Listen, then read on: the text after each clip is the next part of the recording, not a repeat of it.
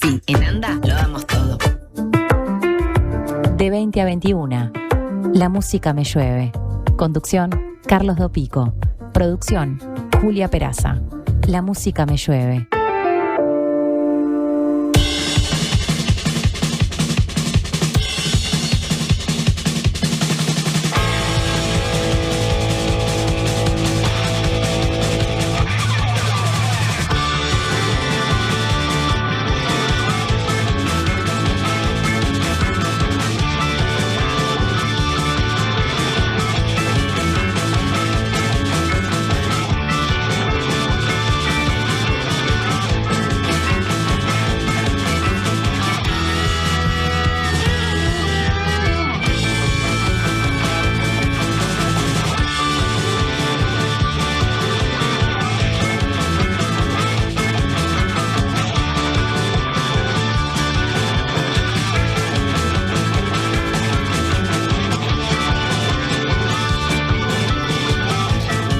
Buenas tardes, buenas noches, bienvenidas, bienvenidos. Esto es La Música Me Llueve.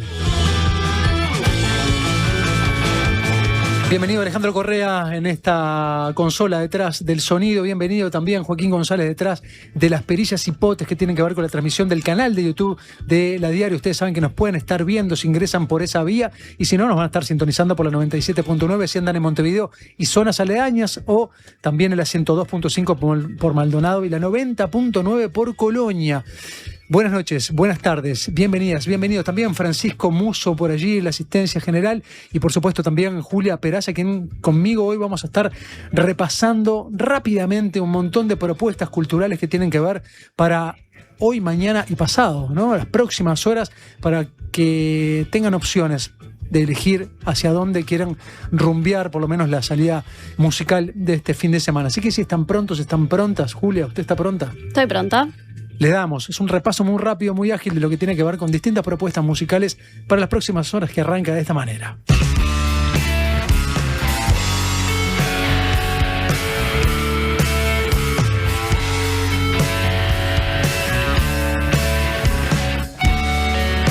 Bueno, tenemos ahora el sábado 18, o sea, mañana, en Colonia, que entiendo que tenemos una repetidora allí, así que para la gente que nos está escuchando desde Colonia, tenemos la FOMO Fest, que es un festival que va a tener bandas locales y bandas internacionales. De hecho, está sonando una de las bandas locales ahora, ¿no? Exacto. Esta es Espirales, que es una de las dos bandas, la otra va a ser Calilonia. Son dos que bandas mezcla ahí de Colonia y California. Había uno de los miembros que había estado por California y de alguna manera fundaron esa banda. Era un trío de covers acústicos que devino una banda más rockera electrificada.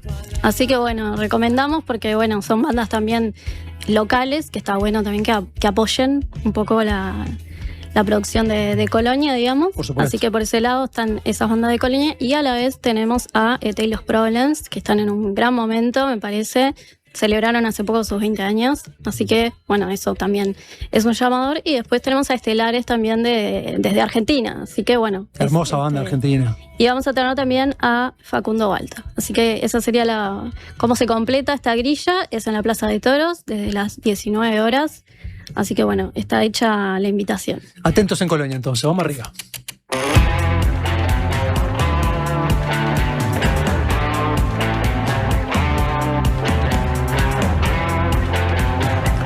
Y este sábado también, 18 de abril, a las 21 horas, en la Sociedad Urbana Villa Dolores, ahora sí ya en Montevideo, va a estar tocando Pifa, presentando de hecho las canciones de este disco, de Agota.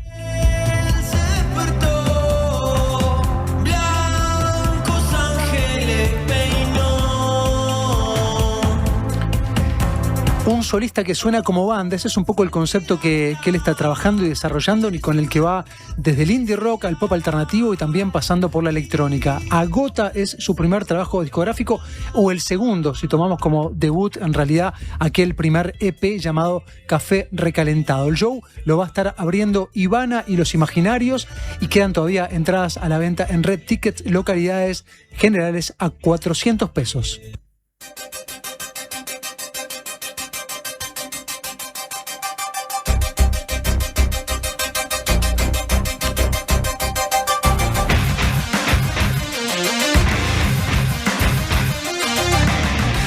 te suena pesado, tiene mucho que ver porque se trata justamente de la propuesta que va a estar sonando por aquí a la vuelta, porque el sábado también aquí en la zona de Ciudad Vieja, Aduana, allí sí, bien cerca de la terminal, por ejemplo, de Río Branco, en lo que es el complejo Sala Show, Río Branco y Galicia, va a estar tocando esta banda de death metal melódico sueca, formada en Gotemburgo en el año 1990 y es además una de las pioneras del género. La cita va a ser a partir de las 19 horas y atención, porque las localidades están prácticamente agotadas. ¿Sos fanático, sos fanática del death metal? Bueno, quedan tan solo las de más de 4.000 pesos. Está abarrotada la sala, no es común. Es una banda bastante importante, se llaman In Flames y están llegando entonces a tocar aquí en la vuelta del barrio.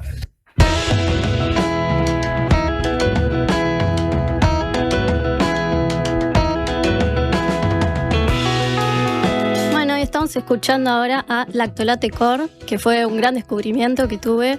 Es una banda local que me parece buenísima, muy de lo que sería el post-rock, llamémosle, post-hardcore también. Me hace acordar mucho, bueno, American Football, me hace acordar mucho a Fugazi también en algunos temas, a Silver Sun Pickups, como a varias bandas que a mí me encantan. Bueno, son muy lúdicos también, vi por ahí, ¿no? Sí, tienen varios temas instrumentales. Bueno, me hace acordar un poco a Polvo también en esa cosa de las guitarras, juegan mucho con la guitarra.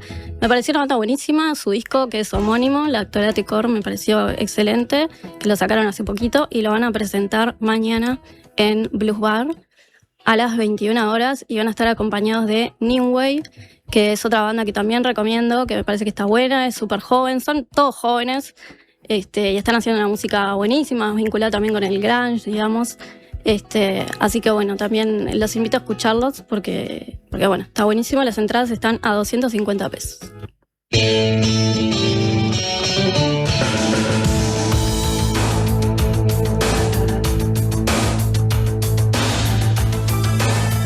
Y estos emergentes no son. Este sábado va a estar regresando a Montevideo la banda pop rock sueca Los Roxette. Habían ya venido, seguramente muchos de ustedes pudieron asistir a una de sus presentaciones. La formación original llegó a venir en el año 1992 y tocar en el Estadio Centenario.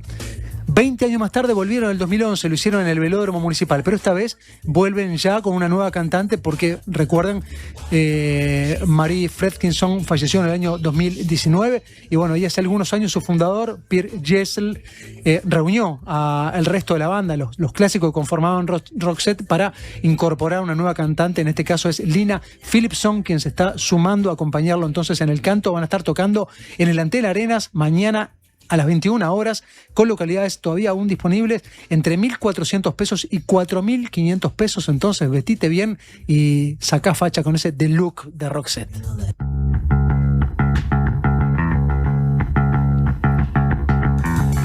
Bueno, y se viene la última noche del Clash. Así que bueno, estamos acá despidiendo el Clash. Estás de duelo. Estoy de duelo porque me encanta cebar, he ido a toques, he ido a bailes, así que bueno, lamento que se esté dando esto. Igual es una renovación, ¿no? Va a haber en el mismo local y va a estar Marcos también detrás del nuevo proyecto, pero ya no va a ser el Clash que todos conocimos. Y bueno, se despide hoy y mañana. Hoy tocan Las Toscas, por ejemplo, tocan Piso 22, tocan varias bandas.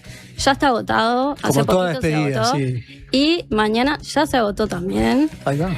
Pero bueno, van a tocar Las Gillettes, que es una banda que tenían pila de ganas de verla, porque bueno, también es una banda de mujeres, bastante punky. Los Moors, Espacio Adolescente y Rocadictos, que es lo que estamos escuchando. Así que bueno, nada, buenísimo para la gente que consiguió entrada. Y bueno, después se puede ir igual, ¿no? Después del toque va a haber, van a estar los DJs, los Pitches. Así que bueno. Seguramente van a tomar un poco la calle también, me imagino, ¿no? Sí. Va a suceder un poco ese fenómeno. También, obviamente, en tributo a la despedida, por lo menos, de este proceso o esta etapa que está atravesando el The Clash. Gran abrazo entonces a Marcos y al resto de la patota del The Clash. Gran abrazo también a los Rocadictos, al Chucho y todo el resto de la banda. Pasamos a otra de las propuestas entonces para este fin de semana.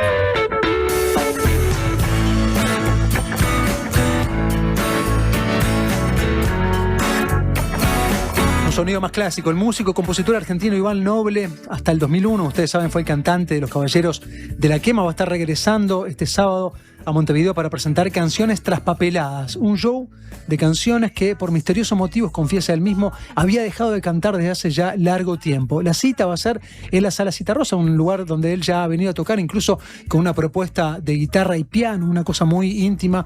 En este caso va a estar entonces regresando para revisar viejo repertorio ya empolvado, no abandonado desde hace un tiempo. Localidades entre 1.600 en las generales La Platea y 1.400 en la Tertulia.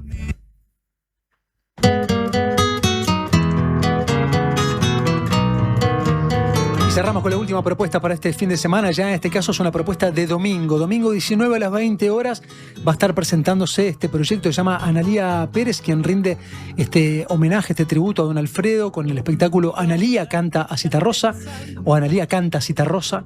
Es un concierto que está integrado, ustedes saben, en todas estas actividades celebratorias por los 90 años del nacimiento de Alfredo Citarrosa, que tenía un momento trascendental la semana pasada en la Plaza del Entrevero.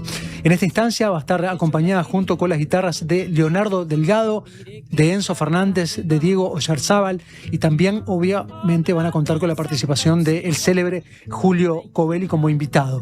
Van a estar presentando entonces las canciones de este trabajo que fue publicado, como les contaba, en el marco de los 90 años de Alfredo Citarrosa. Cerramos este repaso entonces de recomendaciones musicales y de oferta de la cartelera musical para el próximo fin de semana, y en minutos nos sumergimos ya entonces con el repertorio que tiene que ver ya con la entrevista que mantendremos aquí en estudios con Los Tontos y el director de la película, Filo Michelet.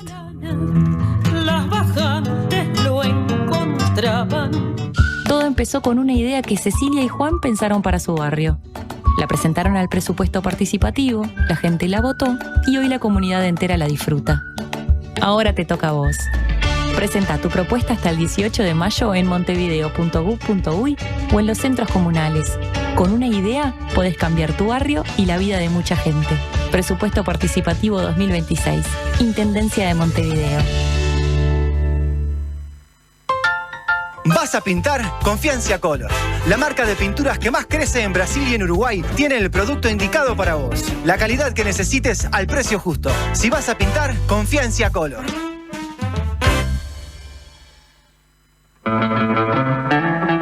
Llega desde Los Ángeles por primera vez a Montevideo La LOM. El trío que mezcla cumbia sonidera, soul de los 60, boleros clásicos y chicha peruana. En un viaje musical con sonidos vintage y ritmos latinos. 26 de abril, Montevideo Music Box. Entradas en Red Tickets. Produce Factory. Si así suena en la radio, imagina cómo suena en vivo. Más voces, menos ruido. La Diaria Radio 97.9. En Antel, el futuro lo hacemos junto a quienes impulsan el país. Por eso, acompañamos a las empresas con soluciones seguras en nuestro data center. Y también junto a quienes cuidan el planeta. Por eso, trabajamos en la recolección de residuos electrónicos. Porque el futuro se hace juntos. Antel, el futuro lo creamos juntos. Prevení dolores cervicales y de espalda. Ajustá la altura de la pantalla. Elegí sillas con buena sujeción lumbar. Prevení. Preasociate a la Española. 1920-1234 o preasociate.com.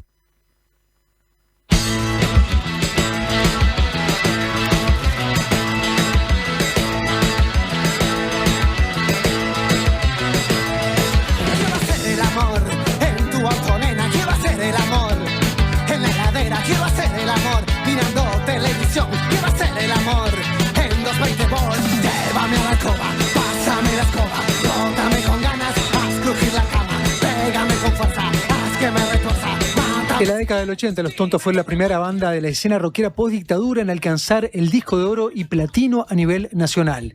Con una postura irreverente, aires de New Wave y también textos absurdos y provocadores que no temían exhibir fibras de humor, se colaron en una escena lúgubre y nihilista en la que trascendió rápidamente, incluso por la región.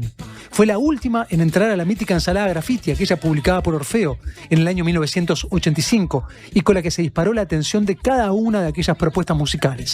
De hecho, fue también la única con un solo tema en la selección. Allí estaban Los Estómagos, Los Traidores, Neo 23, ADN y también Cero.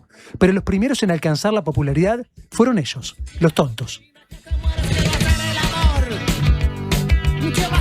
Explotaron rápidamente. En 3 años alcanzaron a tocar 208 veces, sumar kilómetros en la combi de gira y publicar 3 discos: Los Tontos al Natural y Chau Getón. Este último ya sin Renzo Teflón o Renzo Guridi, cantante, compositor y bajista de aquel proyecto, a quien está de alguna manera también dedicado. Mientras que él respondió en su debut solista con el disco titulado GG, que hoy su hija Ino Guridi acaba de reeditar.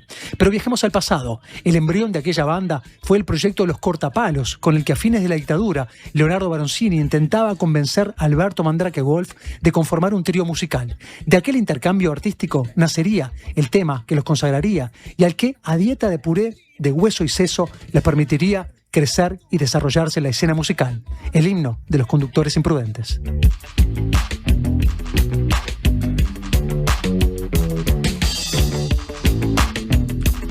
Leo Baroncini trabajaba en el Poder Judicial como empleado público y parte de su trabajo era escribir a máquina.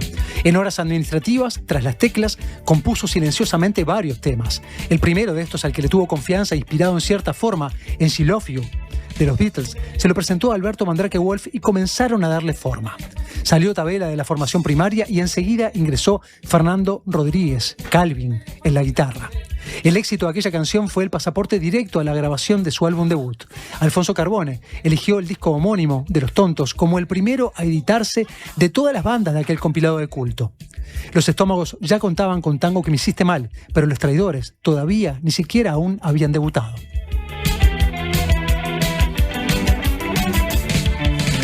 El punto curiosamente anecdótico era que Baroncini por entonces era también el baterista de Los Estómagos, banda con clara impronta post-punk con la que grabaría además un disco. Por tanto tocaba con seudónimo y peluca junto a Guridi y Rodríguez, o sea, como Teflón y Calvin, según aquel alias que cada uno de Los Tontos había elegido. Finalmente dejó Los Estómagos y apostó todo a su propio proyecto. En aquel momento, Calvin y Teflón tendrían unos 20 años y Trevor les llevaba una ventaja con 26.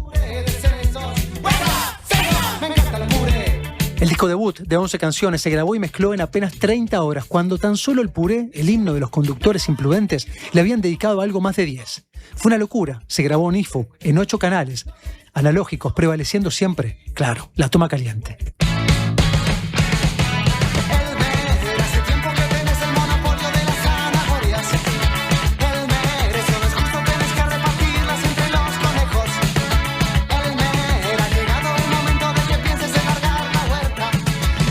Si bien las canciones de Los Tontos se bailaban y radiaban sin parar, su repertorio difícilmente podía considerarse como una propuesta comercial, algo que precursores haters de aquella época se empecinaban una y otra vez en subrayar.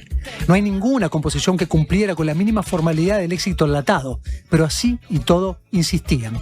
Temas como Pásame la escoba, Menéndez el demente, El gerontocida, Ana la del quinto, La gordita del 103, Elmer, el gruñón, conocida como Bugs Bunny, otro de los temas justamente de Los Cortapalos. Distaban de ser jingles promocionales de buena conducta, sino piezas sarcásticas con estructura de canción.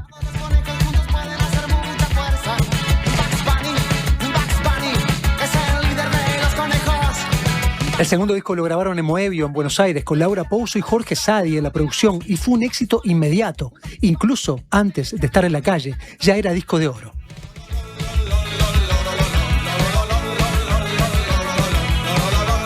Y por supuesto que ellos tres cantaban lo.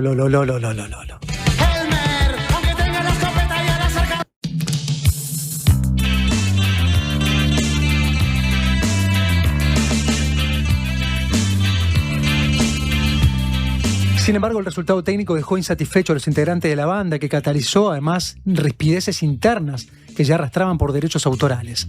Durante la mezcla, Baroncini y Calvin salían por un lado, mientras que Renzo y Sadi lo hacían justamente por el lado contrario.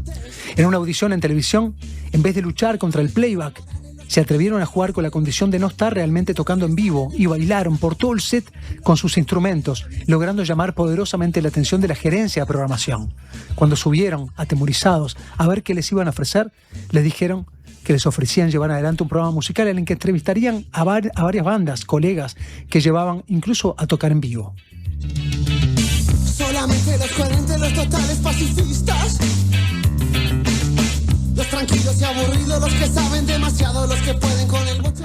Sus canciones no solían caer en el nihilismo o la oscuridad, pero desde un lado provocador y festivo denunciaban también el clima de opresión que acarreaba la democracia tutelada.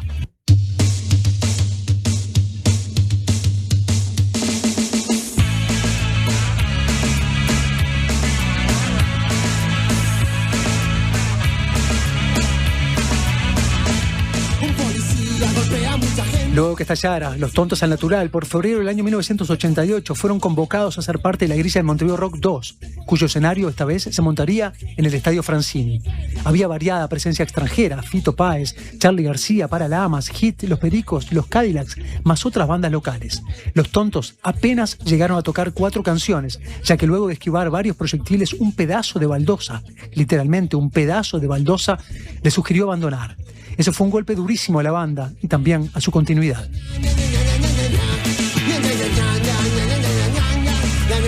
Tenían un costado internacional vigente y debían publicar un tercer álbum, pero Renzo ya había abandonado. Calvin y Trevor cumplieron con la publicación, pero los caminos ya se separaron.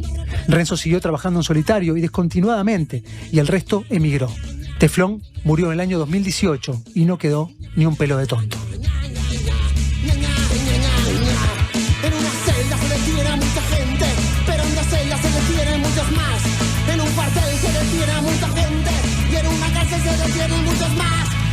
Un lustro después de todo aquello, el Gavilán, un músico más joven de la escena local, decidió rendirle homenaje a Renzo y al resto de la banda y convenció a una decena de músicos de aquella época para versionar sus canciones.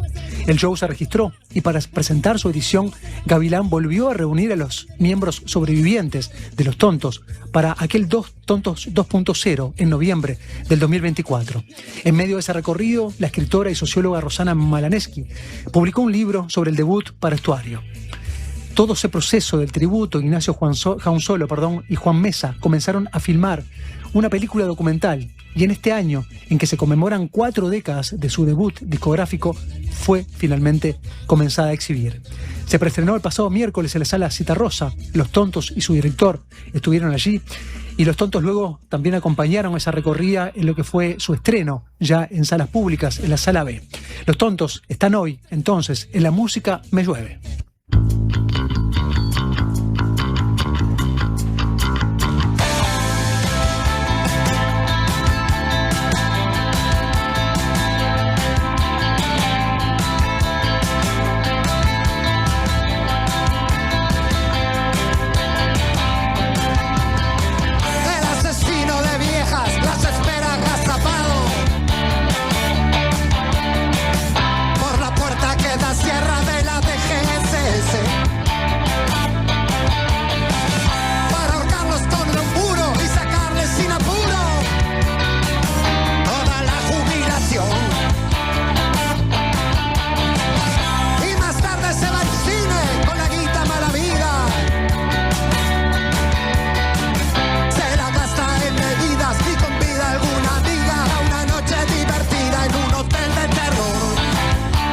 Bueno, para mí es un placer enorme dar la bienvenida tanto a Leo Baroncini, ¿no? Trevor Podargo en aquella banda mítica de los 80, como también a Ignacio Jaunsolo, que se puso un poco el hombro junto con Mesa para llevar a cabo este trabajo documental que intentaba reunir un poco lo que pasó en el presente con lo que pasaba también en el pasado, ¿no?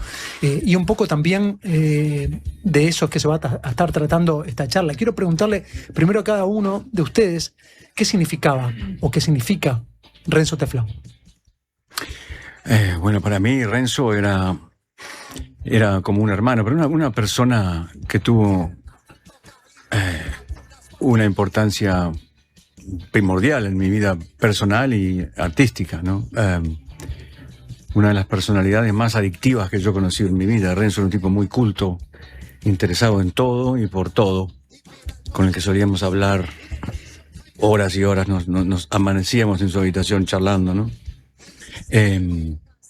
Y, como digo, crucial en mi vida artística, ¿no?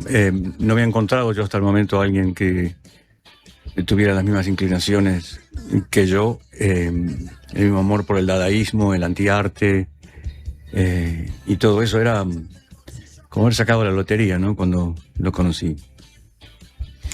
Juan, ¿llegaste a encontrarlo? ¿Llegaste a cruzarlo en algún momento? Sí. Yo en el 86 tenía 12 años y los vi a ellos en un concierto en la Asociación Cristiana de Jóvenes. ¿Tuviste en ese concierto? Me llevó mi hermano que tenía 20 años en ese momento. Y para mí Renzo, la figura de Renzo como frontman, era como el ícono del rockero, ¿no? Con esas gafas y eso, o sea, para mí era como y como frontman era una estrella rock. ¿Podés describirme la escena? Y era un escenario de madera, me acuerdo. Y nada, yo como niño correteaba con otros amigos por ahí sin entender mucho, ¿no? O sea, hasta previo a que empezara el concierto. Y bueno, y después, nada, nos quedamos ahí. Yo tenía eso, no tenía un hermano mayor que me llevaba a muchos conciertos. Después me acuerdo de haber visto en el Parque Villa Biarritz al Cuarteto de Nos también. O sea que bueno. ¿Era Los Tontos una banda de alguna manera con cierta propuesta también lúdica que podía captar la atención de un niño?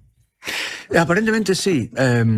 ¿Tenían público infantil? Teníamos un público muy joven. ¿Adolescente? Sí, un público muy joven. Parte del público era muy joven.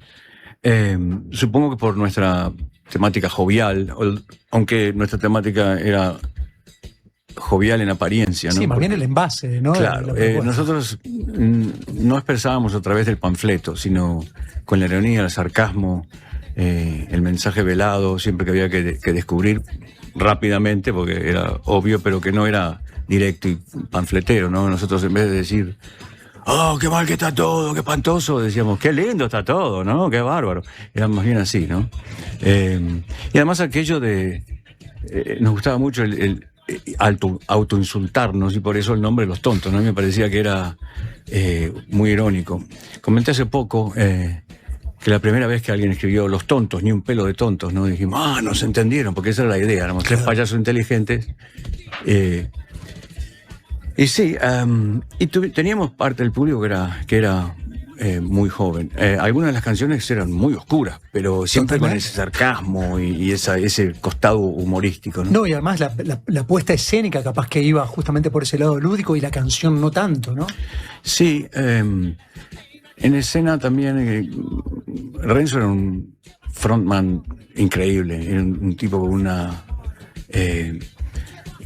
muy, ¿cómo se dice esto? Autoconfianza, ¿no? Autoestima, era un tipo que no le tenía miedo a la multitud y tampoco le tenía miedo a pocas personas. Cuando empezamos a tocar, porque eso es más directo, ¿no? Ves los ojos, cuando la multitud es abstracta.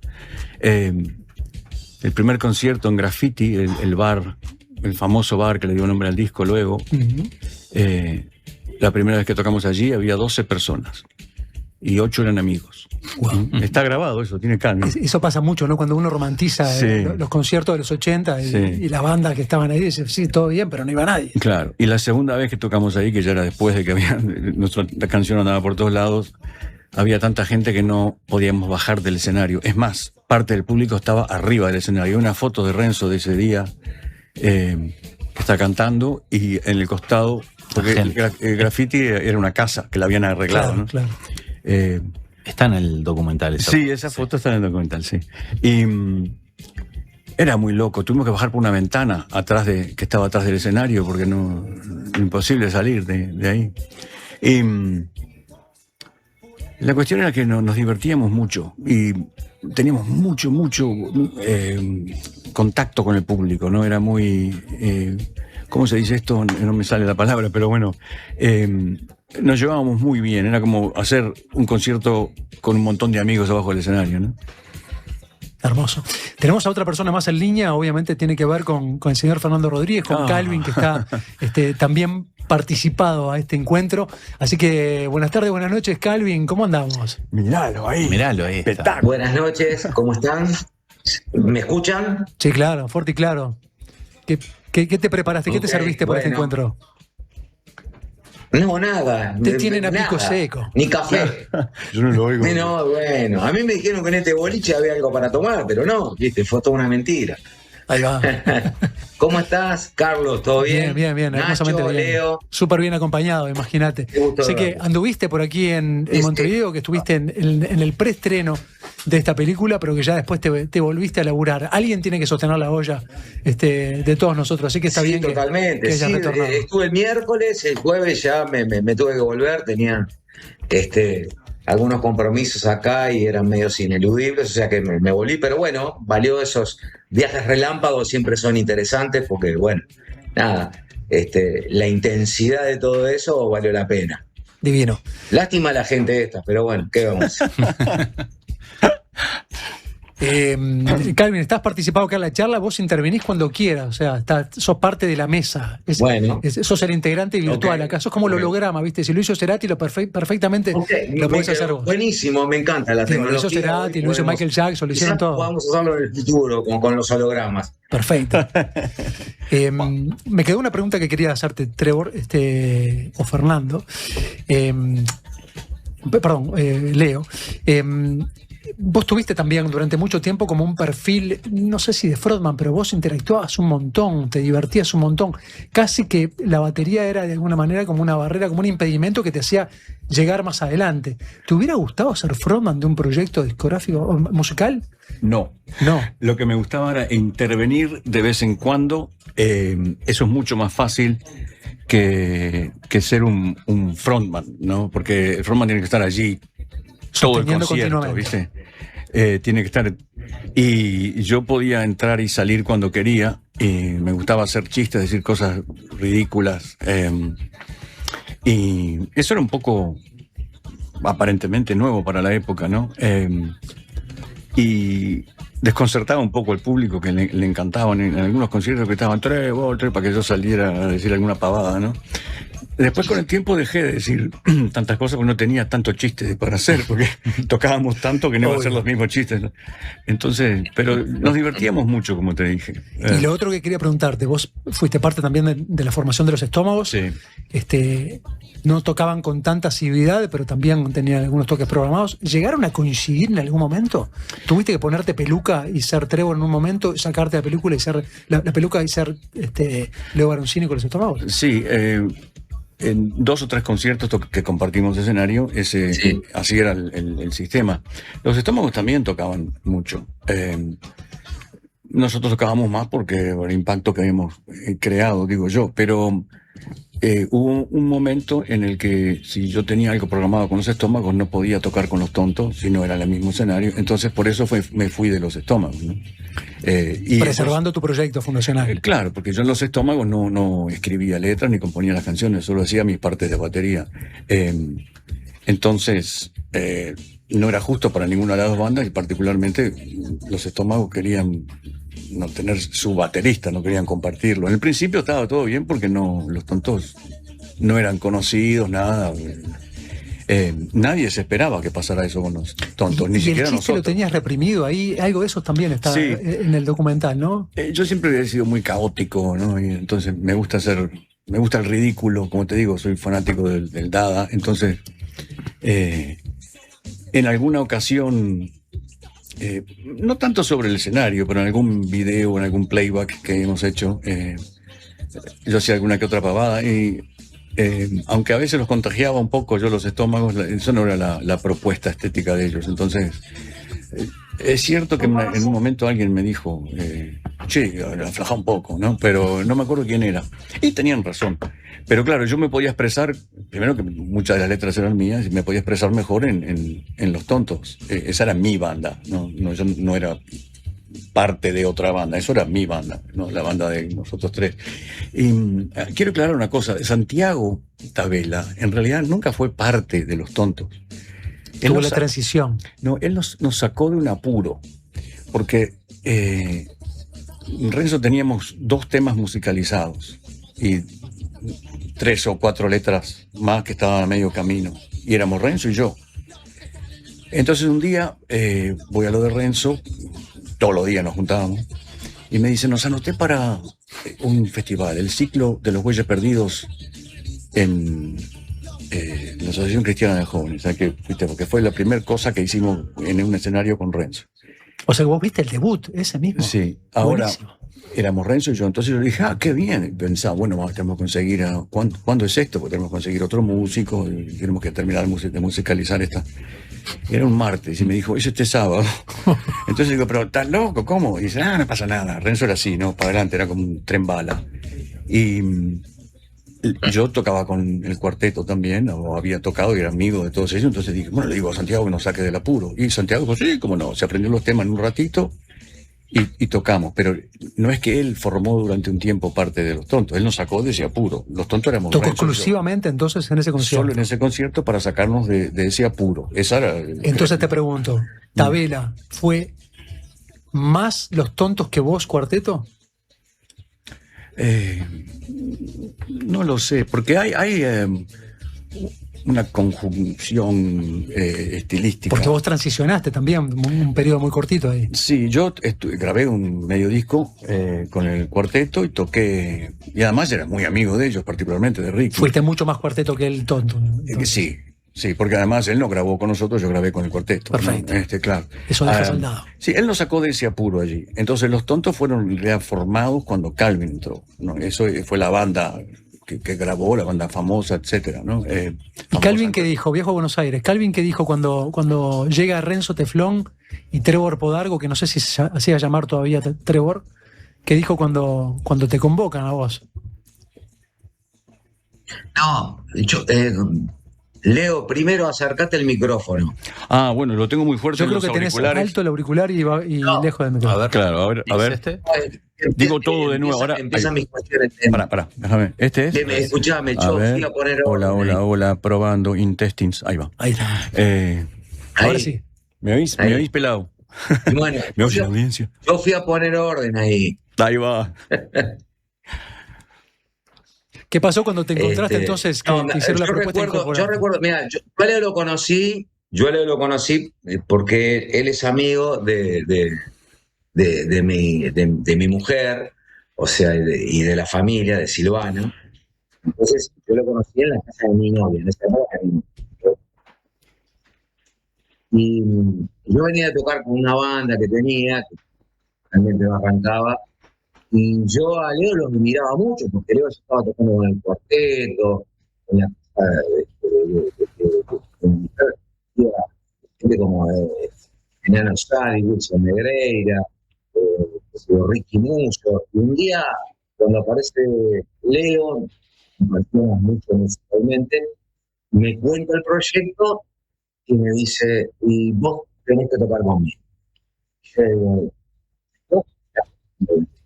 yo digo, vos estás tocando con toda esa gente que es tremenda. No, vos tenés la onda.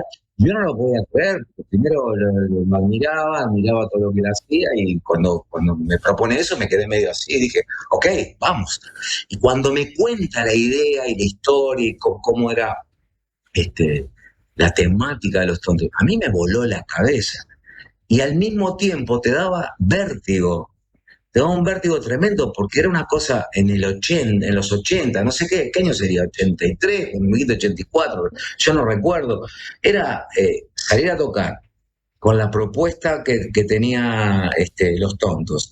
Y en el 84, que teníamos un Montevideo, un país medio aplastado, y era interesante, porque sabíamos que si eso sucedía o pasaba algo, iba a molestar, pero no nos imaginábamos que iba a ser esto. Y entonces me dice, che, mirá, tengo esta idea, pero no tenemos que ensayar. Y le dije, ok, vamos para mi casa. En mi casa ahí, en el barrio del Buceo, ¿viste? Hay un garage, y ahí fuimos una banda de garage. Sí, tengo que decir una cosa, Calvin es muy modesto. A mí lo que me gustaba de Calvin era, primero, el humor, que ya me había llamado la atención, ¿no? Después un día estaba tocando la guitarra, siempre nos juntábamos en la casa de Silvana, que es su esposa actual y su novia en aquel momento, que eran un montón de hermanas y hermanos, y éramos todos amigos, y yo veía que tocaba la guitarra, que tenía un humor extraordinario, y un día lo vi tocando el piano, una canción que decía, alguna vez toqué tu piano, ¿te acordás, pelado? Sí. Y dije, este tipo toca el piano también, y pues hablamos de música y todo. Entonces yo, cuando había que buscar un músico, pensé inmediatamente en él, porque reunía todas las características, ¿no?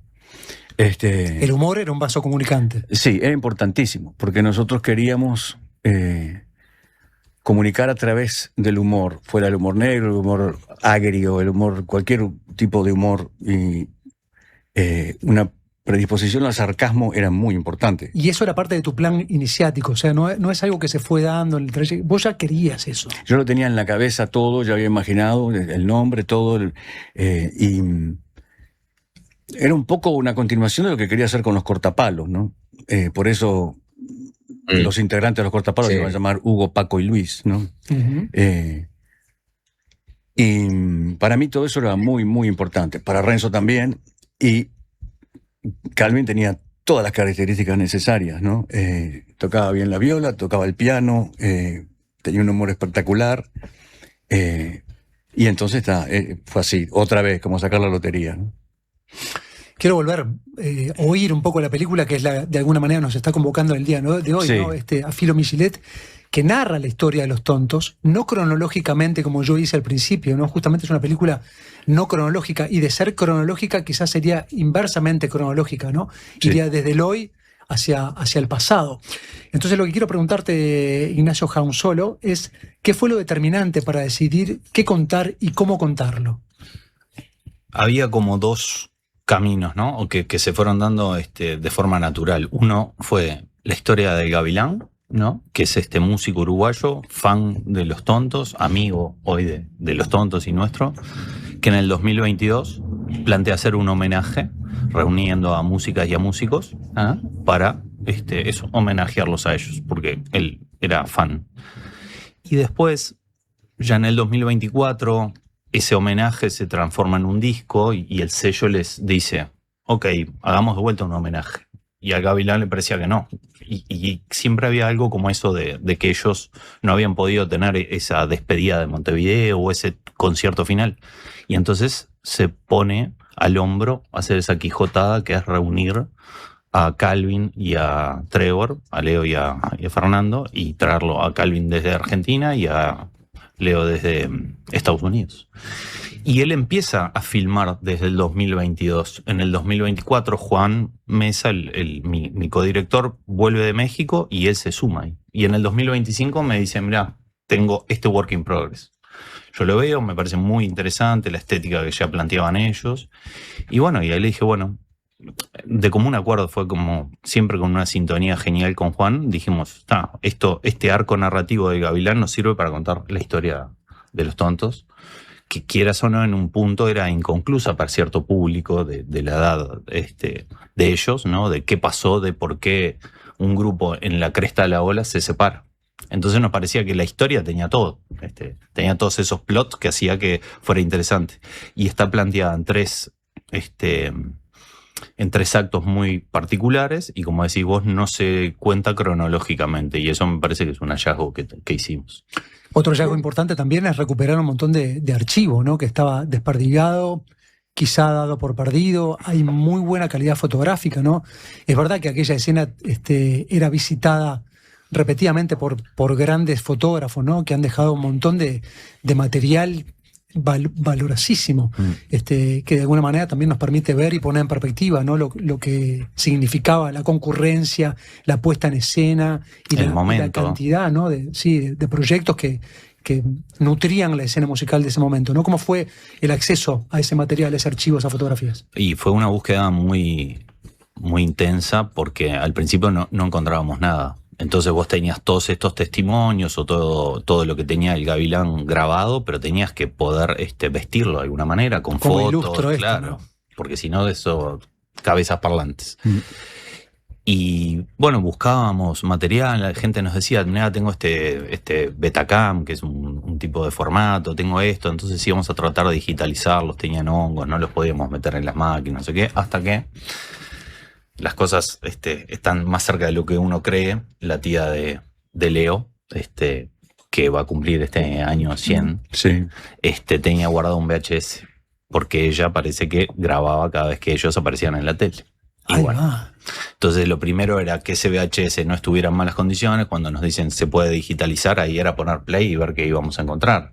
Y realmente de la hora 10 que tiene ese VHS material, pudimos utilizar un montón, la verdad, que tuvimos que restaurar en parte de su imagen.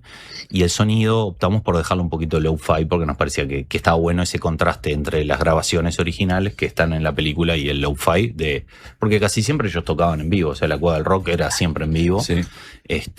Y bueno, y hay conciertos de ellos, hay un concierto en Miss Punta del Este que es muy interesante, está Rock en el Palacio también, hay muchas cosas. Se ríen acá, no sé si ustedes no están asistiendo a la transmisión que estamos haciendo por el canal de YouTube y están escuchándolo por radio. Acá tengo a Trevor Podargo y a Calvin también, que sonríen cuando abocan aquel tipo de concierto. ¿Era habitual aquel tipo de concierto? ¿Se estilaba a tocar en los cumpleaños de 15, los casamientos, ese tipo de cosas? Eso fue la primera vez que tocamos, en realidad. En un cumpleaños de 15, ¿verdad, Calvin? No, la primera vez que tocamos en Graffiti, que fueron los amigos. Todos y amigos. después que tocamos en 2 fiestas. Sí. En 2 fiestas de 15, nada más. Sí. Nada más. Sí, Pero el primer show lo hicimos en Graffiti. Pero que me acuerdo... yo tengo la grabación. Sí. Tocamos en 2 cumpleaños de 15 o en uno de 30, no me acuerdo, pero... No, bueno, sí, lo sumás, sí, Leo, realmente sí, era... Tengo una cabeza un poco extraña. No, en 2 fiestas, creo que tocamos en 2 o en 3 fiestas, no nos gustaba mucho, estaba buenísimo. Pero el sonido era espantoso, ¿no? Jugábamos, aparte, sí, jugábamos en lugares increíbles, en pueblos así, veníamos de repente a tocar en Salinas, subíamos por el micro, nos cantábamos, teníamos que tocar en una ciudad, íbamos a hacer doble show. Eso es lo más lindo que nos pasó, pues, era el tour, hacíamos en vivo, porque aparte iban todos nuestros amigos, un crew, el equipo de trabajo, eran todos nuestros amigos. Venía el hermano de Leo, venían mis amigos de la infancia. Entonces era una especie del barrio. Claro, no era una crew, era una pandilla. Seguro. Era una pandilla, una asociación ilícita, era. Claro. Olvídate. O sea. No hagan flotadores, ¿te acordás de eso? No, era increíble. Tomábamos vodka con Sprite. Tendríamos que hacer un documental, Nacho, del documental prohibido. Sí, ahí va. La anécdota de Rivera, de cuando fueron las 2 comisarías que me contaste allá en Buenos Aires. Bueno, eso. De los free shops, sí.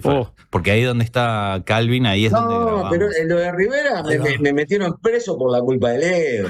Por eso cuando hicimos una entrevista, no sé dónde, yo dije 208 conciertos, no sé cuánto, y 5 comisarías, porque más o menos son la cantidad de veces que nos metieron en cana, porque no se olviden que era cuando salíamos de la dictadura. Sí. Vimos algunos inconvenientes con la ley, y era parte de... Contalo de Rivera. Contalo de Rivera ya. Porque que lo cuente Leo, que es más histriónico, y empieza a dar detalles, porque Leo tiene mucho más en memoria que yo, ¿viste? Bueno, o sea, ahí va la anécdota, entonces por Leo, vos haces algún apunte, güey, cosa. Tocamos en Rivera y estábamos muy excitados, Calvin y yo, y todos los demás se fueron a dormir al hotel o pensión, no me acuerdo. Y Calvin y yo, como había free shops, dijimos, mira, vamos a comprar una botella de whisky ahí. Y entonces compramos una botella de whisky, nos fuimos a la plaza, nos sentamos ahí a tomar whisky del Pico y a charlar, ¿no? Y por supuesto nos empezamos a emborrachar un poco. Y entonces sos un capo, no, el capo sos vos, y te van de whisky. Y de repente viene la policía y nos dicen, ustedes no pueden estar tomando acá en público, ¿no? Y se dieron cuenta quiénes éramos, supongo. Y nos confiscaron la botella, ¿no? Y nos dijeron, bueno, váyanse para la pensión a dormir. Y nosotros, bueno, muy bien, está. No nos llevaron en cana, pensamos, ¿no? Cuando se fueron, íbamos caminando, nos miramos, pasamos por un free shop, entramos y compramos otra botella de whisky.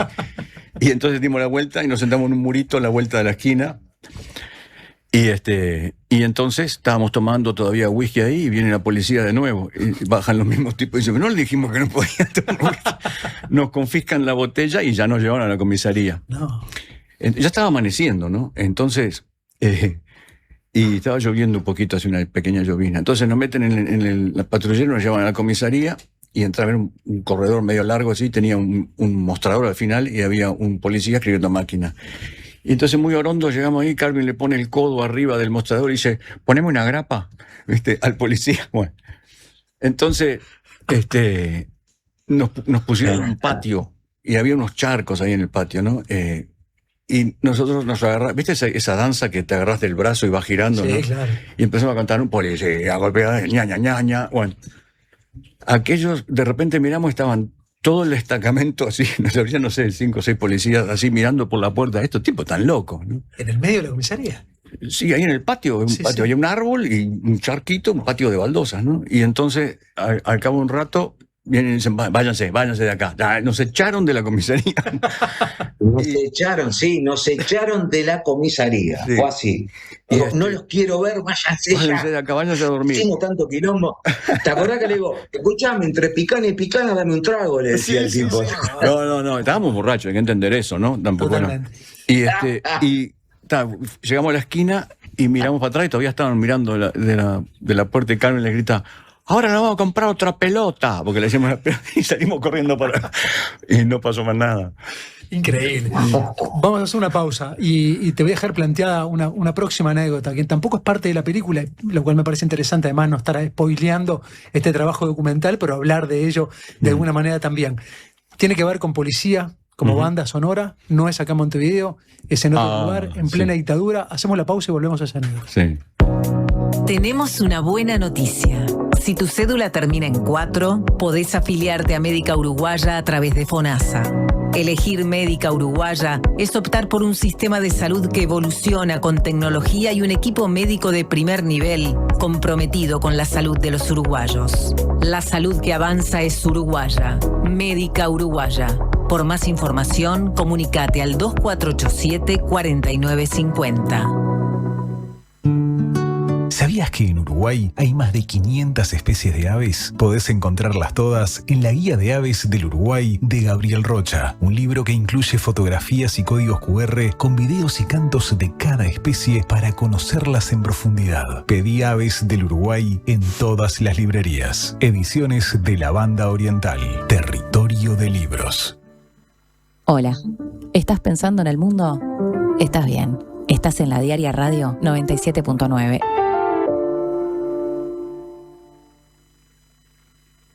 Hola, soy Agustín de Paysandú. Quería pedirle si pueden pasar la canción esa que dice te busqué en mi auto rojo a las 6. Bueno, un saludo a mi vieja y a todos los que están escuchando. Ah, y si alguien vende un Celerio, que me tire un mensajito por favor al 098-723. Cuando compras un Suzuki 0 kilómetro, los futuros compradores vienen incluidos. Lleva el tuyo vos también y asegurate la reventa. Visítanos en suzuki.com.uy o en cualquier concesionario del país. Suzuki te entiende. ¿Cómo es estudiar en la UPU? Es ser parte de la propuesta universitaria más innovadora y actualizada del país, que te impulsa a desarrollar tus talentos, construyendo el futuro de una comunidad, de muchas generaciones, de un país. Esta es nuestra universidad, la UCU, el futuro que está en vos y en nosotros.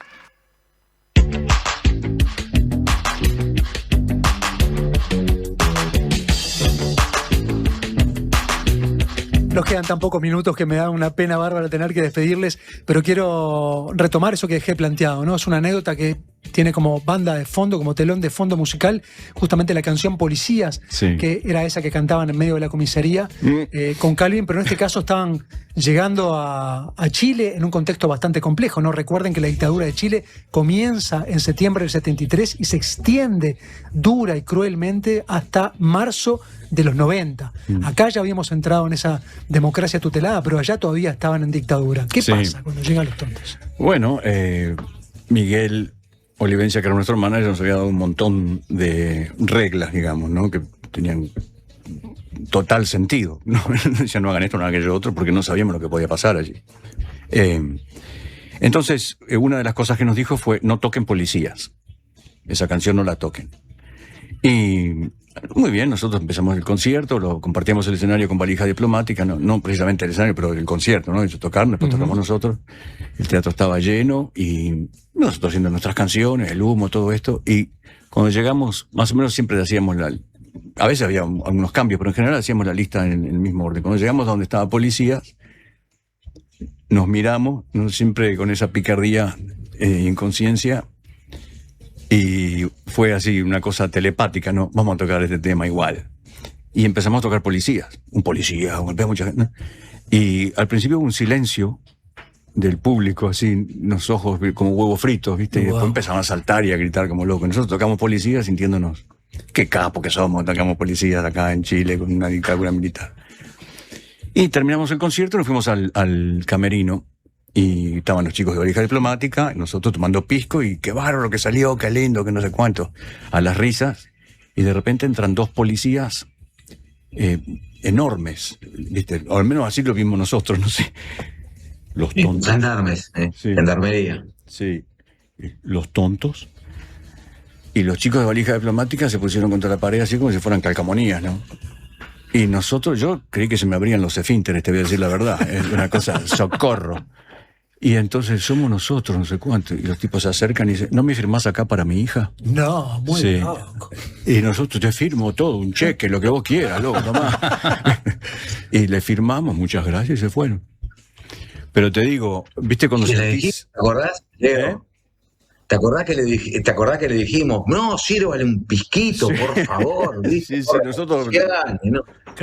Igual la situación venía desde el aeropuerto. Ay, cuando nosotros llegamos, ¿te acordás? Nosotros llegamos y nos agarra la prensa y ya nos empezó a preguntar qué pensábamos de la situación política que había en Chile. Nos la tiraron así. Claro. Y el gordo Livencio nos había dicho, muchachos, no hablen nada porque terminan colgados los pulgares. Claro. O sea, contra un paredón, ¿viste? Y ahí, bueno, ¿viste? Yo, creo que fui yo, ¿no? Que le dije. ¿Cómo que creo que fui yo? Flaco, recién llegamos. Claro que fuiste vos. ¿Qué le dije? ¿Te acordás, Leo? ¿Puedo contar eso yo? Déjame que cuente ese pedacito. Sí, esto es para morirse. Sí. Ustedes vienen de un país que acaba de recuperar vienen ustedes de un país que acaban de recuperar la democracia. ¿Qué opinan de la situación política en Chile? Y nos mete un micrófono así, ¿no? Wow. Y nos miramos así, con Renzo, y antes de que pudiéramos decir nada, pues no sabíamos qué decir, obviamente. Calvin da un paso al frente, le agarra el micrófono y le dice, flaco, acabamos de llegar, no nos rompa las pelotas. Y se cagó de risa todo el mundo, los chicos de Valija Diplomática, incluso los periodistas, ¿viste? Y la salvó así, porque no sabíamos qué decir, no podíamos decir, está todo bien. O sí sabían qué decir, pero era inconducente, claro. Claro. Calvin, Renzo, Calvin, Trevor, y Nacho, es un placer esta charla. Podríamos seguirla en un bar perfectamente. Podemos llegar a hacerlo incluso. Vamos. Han caído un montón de mensajes. Qué tremendo programa de Pico. Decía por acá, una vez me manda una solicitud de Facebook un tal Renzo Teflón y yo creí que era cualquiera, y le mando un mensaje, ¿sos el de los tontos? Y me responde, sí, claro, pero tú, ¿quién si no? Y anuló la solicitud de inmediato. Qué maravilla, increíble, tantos años después escucharlos juntos. Qué buen rock, dice otra persona aquí en la mensajería. Nos quedamos sin tiempo. Ya están llegando también Gervasio Invernizzi y Malena Izarazo, a quien les pido disculpas ya por la entrega tardía de este programa. Es un placer la charla, es un placer también este trabajo documental que reúne parte de la historia de esta banda señera. Tocaron un montón, fueron una de las bandas más populares. Esa anécdota en Chile de alguna manera también consigna la enorme popularidad que alcanzaron no solamente aquí, sino también en países de la región. Los Tontos ya no continúan, de alguna manera lo han celebrado en estos encuentros de homenaje para Renzo, para ese registro discográfico que también está disponible. Está toda la discografía, tanto de Los Tontos como la de Renzo en sí mismo, y ahora además tienen una película. Así que muchísimas gracias. Esta es una primera charla, tendremos otras tantas, seguramente de proyectos venideros también. Encantado, Muchas encantado. gracias, Muchísimas Carlos. gracias a ti y muchos saludos a la audiencia.